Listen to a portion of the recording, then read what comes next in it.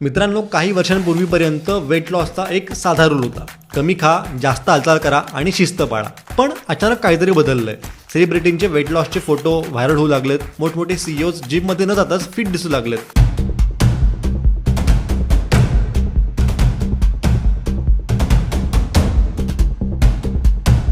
आणि इंटरनेटवर एक नाव गाजू लागलंय, ऑझम्पिक. Researchers have discovered that drugs like Ozempic and Wegovy have additional health benefits. Obesity and diabetes, new weight loss medications like Ozempic. लोकांना वाटतंय की ऑझम्पिक भारतात येणार आहे, पण खरं तर ऑझम्पिक ऑलरेडी भारतात आलंय. पण खरी स्टोरी जी आपल्याला फिटनेसला, जिम्सला आणि बिझनेसला अफेक्ट करणार आहे ती 2026मध्ये सुरू होणार आहे. आणि हे का महत्त्वाचं आहे हे मी व्हिडिओच्या शेवटला सांगणार आहे, कारण तिथेच खरी ऑपॉर्च्युनिटी आणि डेंजर लपलेलं आहे. ऑझम्पिक कधीच वेट लॉससाठी बनवलं नव्हतं. हे मूळचं डायबिटीचं औषध आहे. यातलं सेमाग्लुटाईड मॉलिक्यूल तुमची भूक कमी करतं आणि डायजेशन स्लो करतं. सोप्या भाषेत सांगायचं झालं तर तुमचं पोट लवकर भरतं, अन्नाचा विचार डोक्यात कमी येतो, क्रेविंग्स कंट्रोलमध्ये राहतात. म्हणजेच थोडक्यात वेट लॉस करणं खूप जास्त सोपं होतं आणि लोक याला शॉर्टकट म्हणतात. पण आपल्याला माहितीच आहे की शॉर्टकटची नेहमीच काही ना काहीतरी हिडन कॉस्ट असतात. एका अतिशय डेंजरस कॉस्टबद्दल मी शेवटला बोलणार आहे, त्यामुळे तुम्ही हा व्हिडिओ पूर्ण बघा. बहुतेक रील्समध्ये तुम्हाला जे सांगितलं जातं ते असं आहे की ऑझम्पिक अधिकृतपणे भारतात 2025 शेवटपर्यंत येणार होतं, जे की ऑलरेडी आलं आहे. याचा मंथली कॉस्ट जो आहे तो 8,000 ते 9,000 रुपयांच्या आसपास आहे. याचा अर्थ आजच्या घडीला हे औषध अजून मास मार्केट झालेलं नाही आहे, सर्वांना परवडणार ते नाही आहे. फक्त एका प्रीमियम ऑडियन्सपुरतंच ते मर्यादित आहे. त्यामुळे सध्या हे तितकंसं महत्त्वाचं तरी वाटत नाही. पण कोणत्याही मोठ्या डिस्ट्रप्शनची सुरुवात जी आहे तर ती अशीच होते आणि खरी स्टोरी इथूनच इंटरेस्टिंग होते. चला थोडं फ्लॅशबॅकमध्ये जाऊयात. जेव्हा एखाद्या प्रीमियम औषधाचं पेटंट संपतं तेव्हा एक ठरलेलं चक्र फिरतं. इंडियन फार्मा कंपन्या मार्केटमध्ये उतरतात, स्वस्त जेनरिक औषध घेऊन येतात, त्यांचे व्हर्जन्स येतात, किमती एकदम कोसळतात आणि डिमांड प्रचंड वाढते. सेमाग्लुटाईडसोबत नेमकं हेच 2026मध्ये होणार आहे. खूप साऱ्या इंडियन फार्मा कंपन्यांनी आधीच आपली तयारी सुरू केलेली आहे. म्हणजेच जे औषध आज 8-9 हजार रुपयांना मिळतं आहे ते उद्या 2,000 ते 3,000 रुपयांना मिळू शकेल. आणि जेव्हा हे होईल तेव्हा हे फक्त एक सेलिब्रिटी ड्रग राहणार नाही, तर ती लोकांची मास हॅबिट बनेल. आता थोडा पॉज घेऊयात, कारण आता मी जे सांगणार आहे तिथेच लोक या ट्रेंडला समजून घेण्यात चूक करत आहे. सगळ्यांना वाटतं की ऑझम्पिकमुळे जिम्स बंद पडतील, इंजेक्शन्स घेता येत असतील तर वर्कआउट कशाला, जर भूकच लागत नसेल तर डाएट कशाला. पण आपल्याला इतिहास काहीतरी वेगळंच सांगतो. जेव्हा एखादं टूल आयुष्य सोपं करतं तेव्हा आपली शिस्त, डिसिप्लिन संपत नाही, ती फक्त शिफ्ट होते.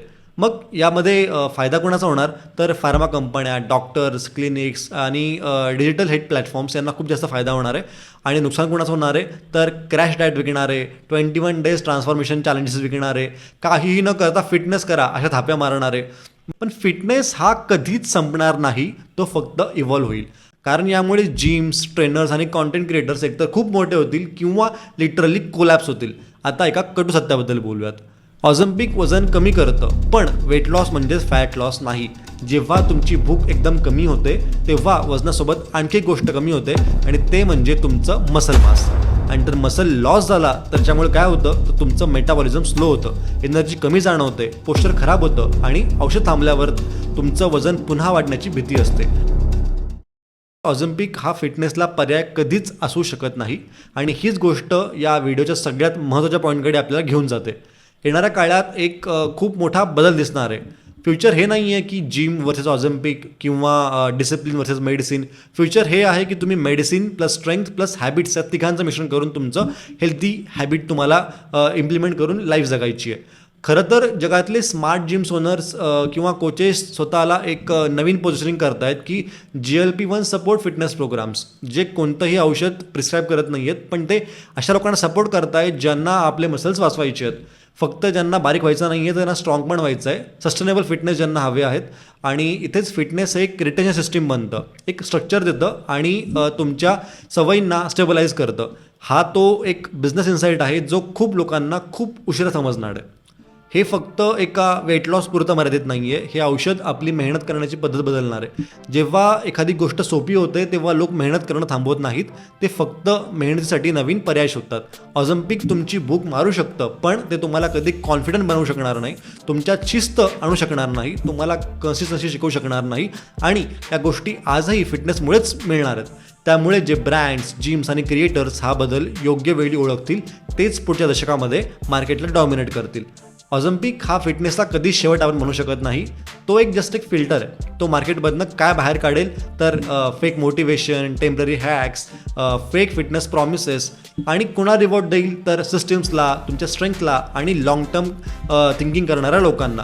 2026 हे फक्त ऑझम्पिक स्वस्त झालं म्हणून लक्षात राहणार नाही, तर हे वर्ष असं असेल जेव्हा फिटनेस बिझनेसेसनी एकतर स्वतःला खूप जास्त बदललं किंवा ते लिटरली संपले.